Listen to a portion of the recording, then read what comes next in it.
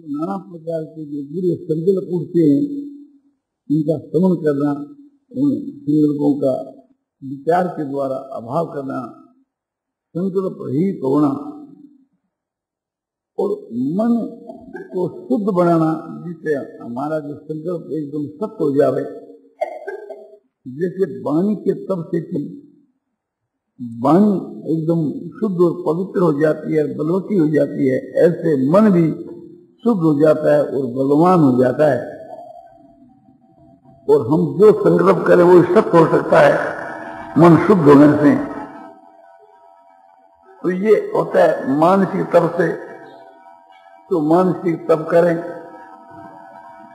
मन प्रसाद सौम्यत्वम मौन आत्म निग्रह भाव संशुद्धिते तपो मानस मुच्यते। 5 ही बात तो शरीर के तप के विषय की गई, 5 ही वाणी के तप की और 5 ही मन के तप। तो एक बात तो ये कि मन प्रसाद है, मन हर वक्त प्रसन्न रहना चाहिए, वो भी न्याय सात्विक भाव से भावित होकर के। ये प्रसन्न नहीं कि हम पाप कर्म कर हंसते रहें, व्यभिचार कर हंसते रहें, वो प्रसन्नता नहीं, वो तो पाप है, वो तो नरक में ले जाने बात है। मन की प्रसन्नता न्याय युक्त से एक प्रकार से कार्य करके जो प्रसन्नता होती है वो आत्मबुद्धि प्रसादम जो प्रसन्नता है वो सात्विक प्रसन्नता है। तो सात्विक प्रसन्नता के लिए कहा जाता है राज से काम से नहीं, इंद्रियां और विषयों के संयोग से जो क्षणिक प्रसन्नता होती है, सुख होता है, परिणाम में उससे दुख होता है, वो कोई काम की चीज नहीं। जो अध्यात्म विषय को लेकर के बुद्धि में और मन में जो प्रसन्नता होती है वही असली प्रसन्नता है। तो मन प्रसाद है। और सौम्य भाव, सौम्य माने ठंडा भाव, शीतल भाव। मन चंद्रमा बड़ा सौम्य है और मन का देवता भी चंद्रमा है, इस वास्ते मन को चंद्रमा के समान सौम्य बनाना चाहिए, साधु स्वभाव। और मौनम, मुनि का जो भाव है वो मौन है। तो ऋषि और मुनियों का जो उच्च कोटि का जो भाव है वो क्या है कि भगवान के स्वरूप का मनन करना। तो हर वक्त भगवान को याद रखना, इससे मन बहुत ही शीघ्र शुद्ध और पवित्र हो जाता है। दूसरा मौन का अर्थ यह है कि संकल्प रहित मन को बना देना, ये मन का मौन है। शब्द रहित वाणी को बनाना, ये वाणी का मौन है। और संकल्प रहित मन को बनाना, ये मन का मौन है। जैसे हम बोलते बोलते चुप हो जाते हैं तो लोग कहते हैं कि मौन हो गए, तो बोलते नहीं तो वो वाणी का मौन है। जैसे बोलना बंद करना एक मनुष्य के अधीन है, ऐसे इस संकल्प से रहित होना ये मनुष्य के अधीन की बात है। तो तुलना रहित होना, संकल्प रहित होना, विक्षेप रहित होना, चाहे जिन शब्दों को कह दो, तो ये मन का मौन है। आत्म निग्रह, आत्मा मान अंतःकरण, अंतःकरण का निग्रह माने अपने कंट्रोल में करना, अपने बस में करना। और भाव संशुद्धि, अंतःकरण के भावों की समग्र प्रकार से शुद्धि, उसको भाव संशुद्धि कहते हैं। अंतःकरण की शुद्धता, पवित्रता, जो अंतःकरण के में दुर्गुण और दुराचार भरे हुए हैं उनको निकाल कर सफाई कर देना, ये मन की पवित्रता है। तो इससे मन के में बल बढ़ जाता है, आत्मबल जिसको हम कहते हैं। और मन का जो संकल्प वो सत्य हो जाता है और मन में वो त्यागत आ जाती है कि जहां हम लगावें वहां ही मन लग सकता है, मन हमारे काबू में आ जाता है। तो इस मानसिक उन्नति से बहुत भारी हमको लाभ होता है। संसार के पदार्थों से मन को हटा करके परमात्मा में लगाना, वही पुरुष लगा सकता है कि जिसके मन वश में हो। तो मन को वश में करने के लिए भगवान ने अभ्यास और वैराग बतलाया है। संसार के पदार्थों में आसक्ति का अभाव वैराग है। और भगवान के नाम का निरंतर जप करना ये अभ्यास है। तो अभ्यास और वैराग से मन वश हो जाता है और आगे जाकर के फिर जब वश हो जाता है तो स्थिर भी हो जाता है, अपने कंट्रोल में आ जाता है। तो उसको अपने जायज से वहां लगा सकते हैं। तो इस मानसिक तरफ से भी मन के पहले के जितने जो दोष, पाप, दुर्गुण, दुराचार, दुर्व्यसन है, उन सब का नाश हो जाता है, स्वाहा हो जाते सब।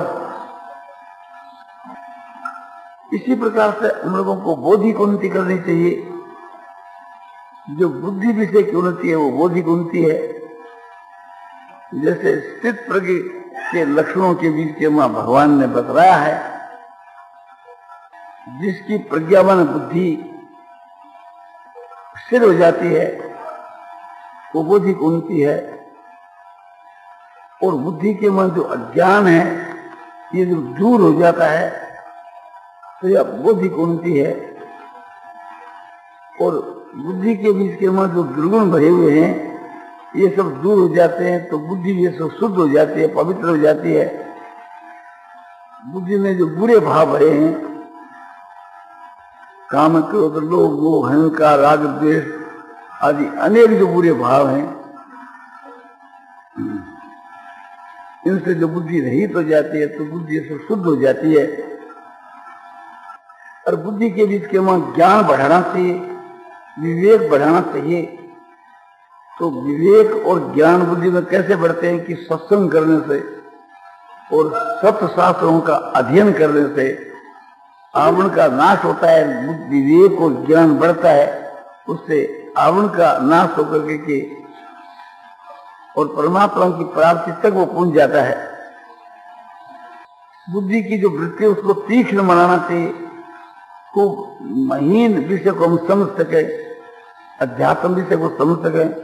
इस प्रकार से बुद्धि को तीक्ष्ण बनाना चाहिए और शुद्ध बनाना चाहिए। उसमें जो मैलापन है उसको दूर कर देना चाहिए और स्थिर करना चाहिए। तो ये बुद्धि विषय की उन्नति है। इसके अलावा और भी एक प्रकार से सार्वजनिक उन्नति है जो सब संसार के हित के लिए। वो सार्वजनिक उन्नति क्या है? वो है भौतिक उन्नति और सामाजिक उन्नति, व्यवहारिक उन्नति और नैतिक उन्नति। ये व्यापक है और सब संसार के लिए हितकर है।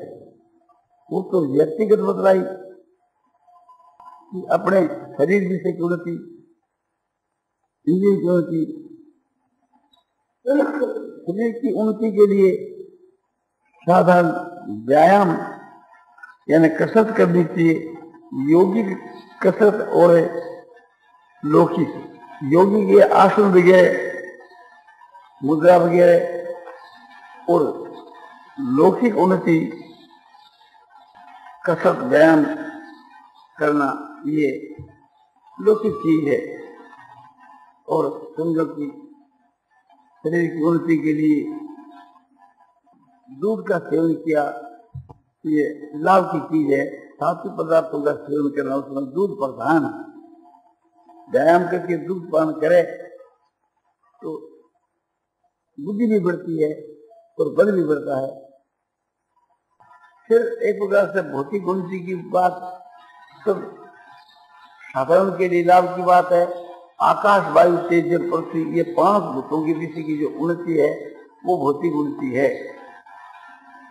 पहले यह उन्नति बहुत बड़ी हुई थी और वर्तमान के बीच वहां प्रकारांतर से भौतिक उन्नति कुछ बड़ी है। कुछ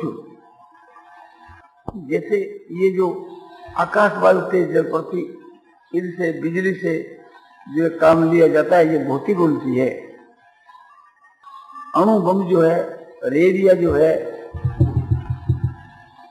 और भी जितने जो बिजली से चलने वाले कलकाते हैं, वायुयान आदि और कलकाते आदि, सब ये भौतिक उन्नति है। किंतु पूर्व के जमाने के बीच के वहां ये भौतिक उन्नति और भी अधिक बड़ी चढ़ी थी। आज के 5000 वर्ष के पहले सालू राजा का एक वायुवान था जिसका नाम सोमनगर था, जिसकी कथा भागवत में और शास्त्रों में भी आती है। उस वायुवान के वहां सेना भी रहती थी और लड़ने की सामग्री और खाने पीने का प्रबंध और प्रजा भी बात करती थी राजा सालर की। इतना बड़ा वायुवान था कि आजकल के वायुवानों से सैकड़े हजारों गुणों बड़ा था। और वो पहाड़ों के ऊपर चलता था, वृक्षों के ऊपर चलता था, जमीन पर चलता था, समुद्र में चलता था, आकाश में चलता था। राजा सालव ने उस वायुवान के द्वारा द्वारका के ऊपर चढ़ाई की थी और यादवों को एकदम तंग कर दिया था। यादवों के नाक में जमा गया था, एकदम यादव लोग घबरा गए थे। तो भगवान श्री कृष्णचंद्र जी ने उस वायुवान को अपने बाणों से तोड़ करके समुद्र में गिरा दिया। किंतु एक चीज तो ऐसी थी, उसके समान आज वायुवान देखने में नहीं आते। और इसके पूर्व के बीच के हम त्रेता जिसकी तरफ में ख्याल करते हैं तो रावण के यहाँ पुष्प विमान था, वो इससे भी बहुत बड़ा था, जिसके बीच के वहां करोड़ों अरबों बंदर बैठ करके अयोध्या के वहां आए थे। सारी की सारी भगवान राम की बंदर सेना, ऋषि सेना, आप ऋषियों की सेना उसमें बैठी थी और राक्षस भी बहुत से बैठे थे। और वो लंका से उड़ करके के और अयोध्या को आया था। और इसके पूर्व में सतयुग के बीच के वहां देवताओं को हम सुनते हुए वायुवान में फिरते थे, अभी फिरते हैं। उनका जो वायुवान है वो बहुत ही विचित्र और विलक्षण, उसकी शक्ति भी इससे बड़ी भारी अधिक शक्ति है। केवल एक वायुवान की बात नहीं, और भी बहुत सी उन्नतियां ऐसी उस समय में थी कि जो वर्तमान में नहीं है। आज जैसे बम बनाए जाते हैं, उस समय के बीच के वहां बम नहीं थे, अस्त्र शस्त्र थे। तो बहुत से तो दूर से फेंके जाते थे और बहुत से चलाए जाते थे। उनमें जो शक्तियां थी वो वर्तमान में नहीं है। कहते कि एक बम गिरा दिया जाए तो उससे लाखों आदमी मर जाते हैं, और 2-4 बम गिरा दिया जाए तो एक देश का विध्वंस हो जाता है। ठीक है, किंतु उस समय के जो बाण, जिनकी जो महिमा सुनी जाती है, त्रिपुरासुर आदि बहुत से दैत्य थे। उन्होंने 3 पुर बसाए थे, एक पाताल में, एक आकाश में और एक समुद्र पर। ब्रह्मा जी से उन्होंने ये वरदान पाया था कि इन तीनों पुरों को जो एक बाण में बेच सके, नष्ट कर सके, उनके द्वारा हमारी मृत्यु हो। तो शिव जी का नाम त्रिपुरा नासिक इसलिए हुआ कि शिव जी ऐसे रथ में बैठ करके के और पाशुपत अस्त्र चलाया था। उस पाशुपत अस्त्र से तीनों लोग एकदम भस्म हो गए, असुरों के सहित एक के साथ। तो कितने कितने बड़े देश थे, आकाश के वहां देश बसा दिया करते थे, निराधार। आकाश में वायुवान तो उड़ता है, किंतु आकाश में देश स्थिर होकर के बात करना, ये और भी आश्चर्य की बात है। तो त्रिपुरासुरों ने ये बसाया था और शिव जी ने पाशुपत से उन सबका नाश किया। तो ये ख्याल करना है, उस समय के वहां बहुत उत्कोटि के अस्त्र थे। अर्जुन के पास में ब्रह्मा विष्णु महेश इन सब के अस्त्र थे।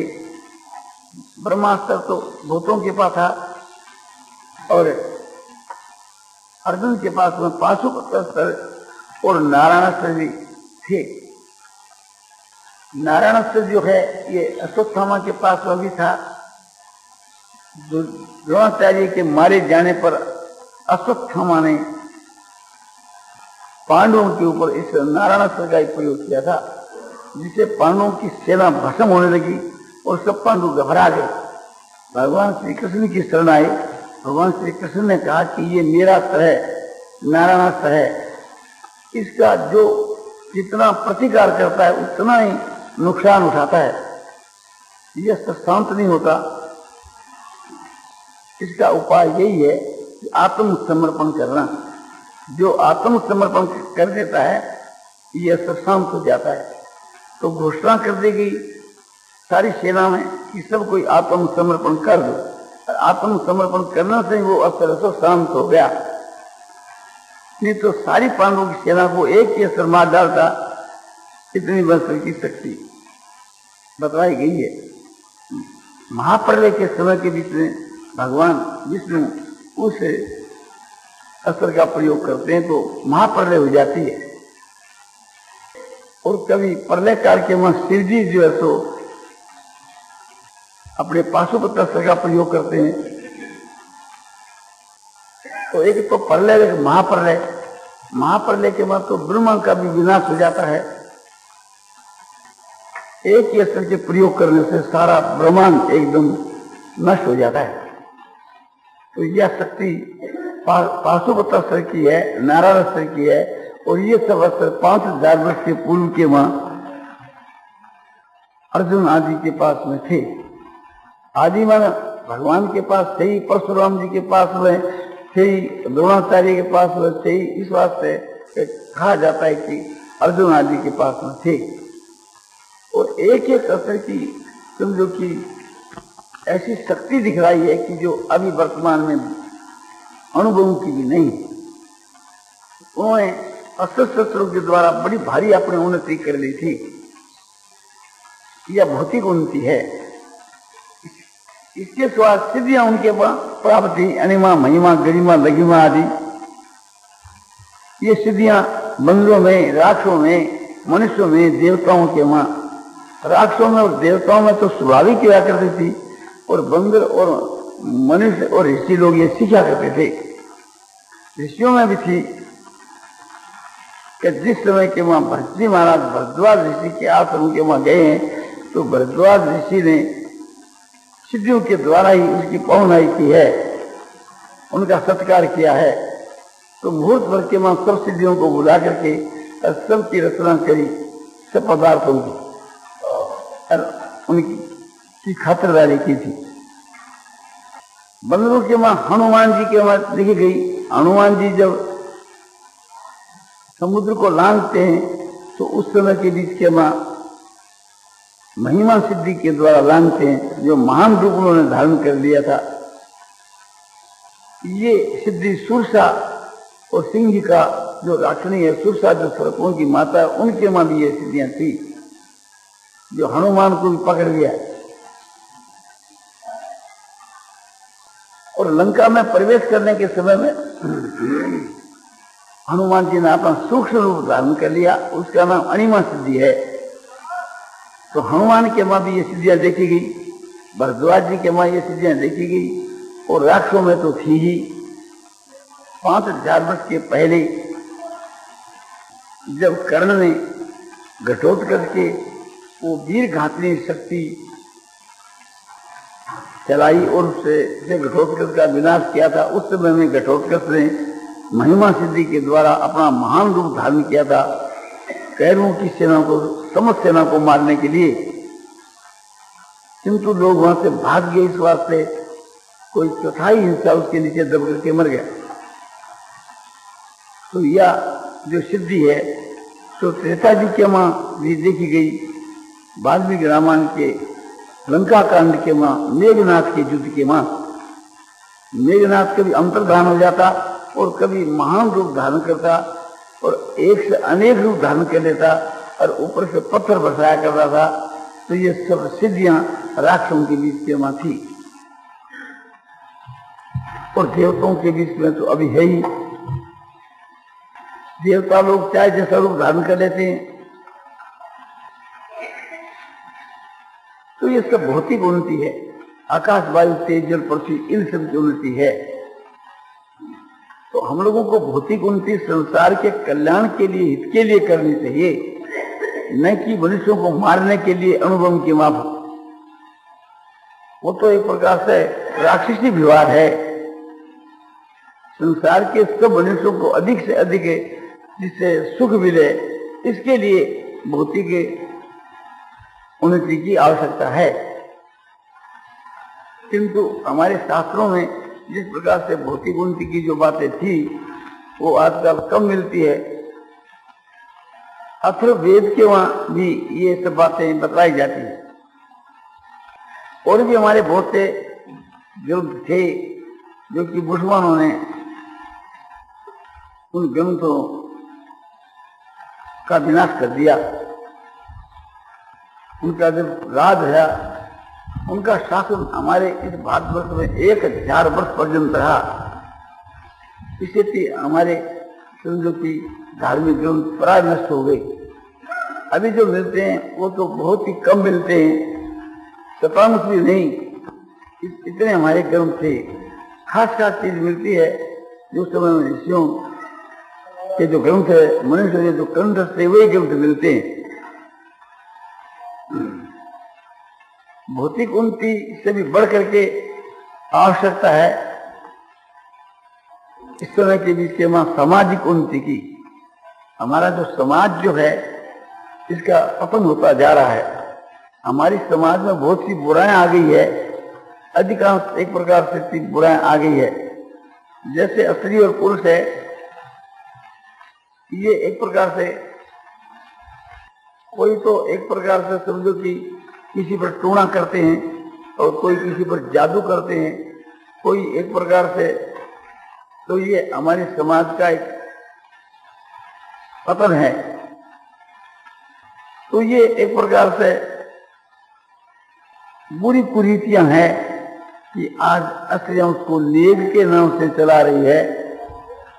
हमारी शास्त्र की जो प्रथा है वो सब नष्ट हो गई और ये एक प्रकार से नेग के नाम के ऊपर बुरी प्रथा चल पड़ी। हमारे यहाँ लड़के के जो केस है ये शास्त्र की विधि के अनुसार कटाए जाते थे, जिसको चूड़ाकर्म संस्कार कहते हैं। किंतु आजकल की स्त्रियां, लड़का जब पैदा होता है तो वो कहती है कि ये हम झुमला उतारेंगी, किसका कि मालासी के भैरू का। कोई कहते कि नहीं हम सालासर के हनुमान जी का उतारेंगे, कोई कहते कि नरड़ के पीर का। तो ये पीर फकीर एक प्रकार से थी, हमारा कोई भी संबंध नहीं। तो ये कुरीतियां हैं। इसी प्रकार की बहुत सी कुरीतियां हमारी समाज में आ गई कि शीतना गाना, पूरा गीत गाना, होली के रूप में समझो कि लूर घालना, धमाल गानी और स्त्री और पुरुषों का परस्पर में गैर खेलना, एक दूसरे में माटी गिरनी, कादा गिरना, रंग गिरना, ये बाबकी लगानी, अनेक प्रकार के दोष आ गए। तो ये सब खराब रीतियां हैं। ऐसे विवाह शादी के बीच के वहां कुरीतियां तो बढ़ रही है। ये जो दहेज की प्रथा है ये कुरीतियां में एक बड़ी कुरीति है, जिसके कारण से थी समझो कि कोई कोई तो लड़की विवाह न होने के कारण से आत्महत्या करके मर जाती है। और किसी किसी के माँ बाप जो है तो हमारे लज्जा की लड़की का विवाह नहीं करने पाते हैं तो वे आत्महत्या करके मर जाते हैं।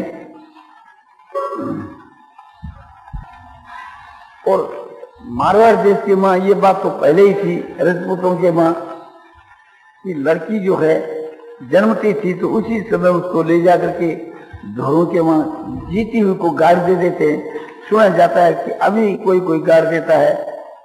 बड़ी भारी कुरीति है। विवाह के वहां जो व्यर्थ का खर्च लगाया जाता है ये कुरीति है। विवाह में खर्च से क्या संबंध। विवाह के बीच में तो समझो कि शास्त्र की विधि के अनुसार होम होना चाहिए।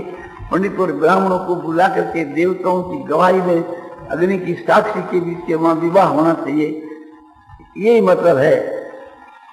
और उसके साथ में इतना उन्माद करना आतिशबाजी करना, यानी बारूद चलाना, ये बहुत से प्रमाद किए जाते हैं। तो ये व्यर्थ का खर्च है। कलकत्ते वगैरह में, बंबई आदि के वहाँ समझो कि बिजली की बहुत सी रोशनी की जाती है, तो पैसे बर्बाद होते हैं। भंडार बनाया जाता है, जिसको आगे महफिल कहा करते थे, उसकी जगह के वहाँ भंडार बनाया जाता है, उसका रूप कुछ बदल दिया, तो ये व्यर्थ का खर्च है। इसी प्रकार से थी विवाह के बीच के वहाँ गवियों को बुला करके और बुरे गीत गवाए जाते हैं। विवाह के बीच के वहाँ वाइस्कोप आदि दिखलाए जाते हैं। माने बहुत ज्यादा प्रमाद किया जाता है, पैसे व्यर्थ के खर्च होते हैं। आज एक गरीब भाई की लड़की का कोई विवाह करना चाहे तो हजारों रुपयों की आवश्यकता पड़ती है।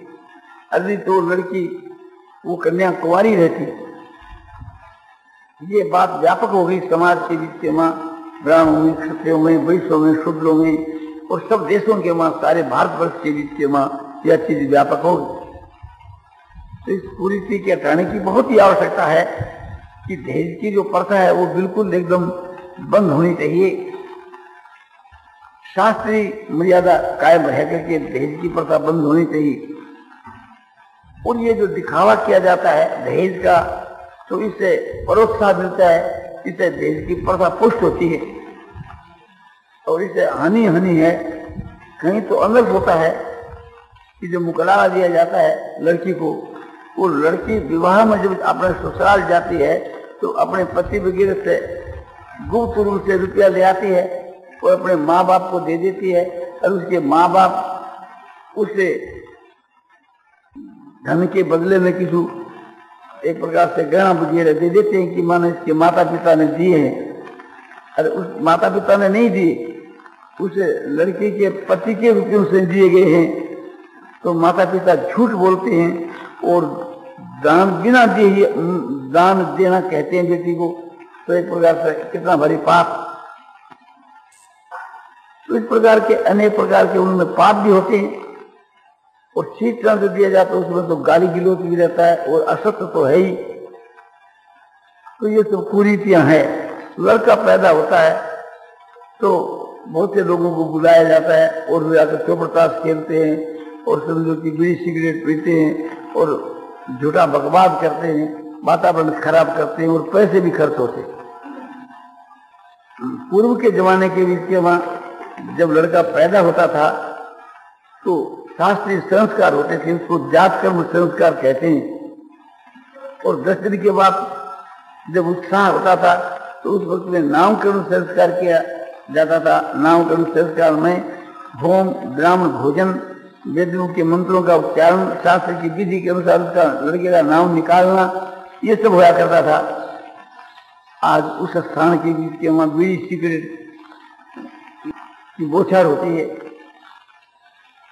चौपड़ चली जाती है, तो समझो कि प्रमाद होता है। तो इन सब का सुधार होना चाहिए। और भी बहुत सी कुरीतियां हैं, तो कुरीतियों का जो सुधार है, फजूल खर्ची का जो सुधार है, ये समाज सुधार का विषय है। माने इसकी भी हम लोगों को विशेष उन्नति करनी चाहिए। ये सार्वजनिक चीज है। इसी प्रकार से थी व्यापार के सुधार की भी बड़ी भारी आवश्यकता है। हम लोगों का जो व्यापार है, बर्ताव है, उसमें झूठ, कपट, बेईमानी, जालसाजी, दगाबाजी का दिन पर दिन विस्तार हो रहा है।